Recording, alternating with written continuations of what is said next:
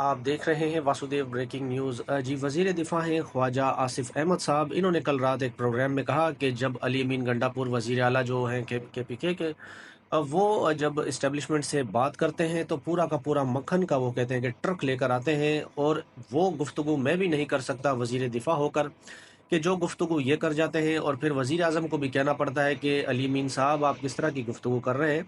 ऐसी गुफ्तगू तो बाकी के 3 लोग भी नहीं करते। बिल्कुल सही कह रहे हैं, अगर अली अमीन गंडापुर साहब अगर ट्रक लेकर आते हैं मक्खन का, तो फिर आप तो पूरी फैक्ट्री ही लेकर जाते हैं, जिसके नतीजे में फिर आपको हुकूमत भी दी गई है, और पता नहीं कौन-सा मक्खन आपने लगाया बाजवा साहब को भी, जो आप खुद कहते हैं कि मैं सीट हार गया था, फिर बाजवा साहब को फ़ोन किया और मैं फिर वो सीट जीत गया।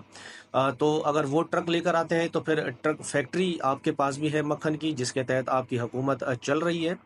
खुशनुदी आप जिस तरह की करते हैं वो किसी से ढकी छुपी नहीं है। फिर उसके बाद फिर आसिफ अली जरदारी साहब को हटाने की जो बातें चल रही हैं, इस पर ख्वाजा आसिफ साहब ने कहा कि ये बिल्कुल गलत बात है, और दूर दूर तक इस चीज़ का कोई अंदेशा नहीं कि सदर साहब को हटाया जा रहा है। सदर साहब की उन्होंने तारीफ की, कहा कि वो बड़े ज़बरदस्त बंदे हैं और सियासत में जो है वो तवाज़ुन रखते हैं, और मैं पर्सनली आसिफ अली जरदारी साहब को बहुत पसंद करता हूँ।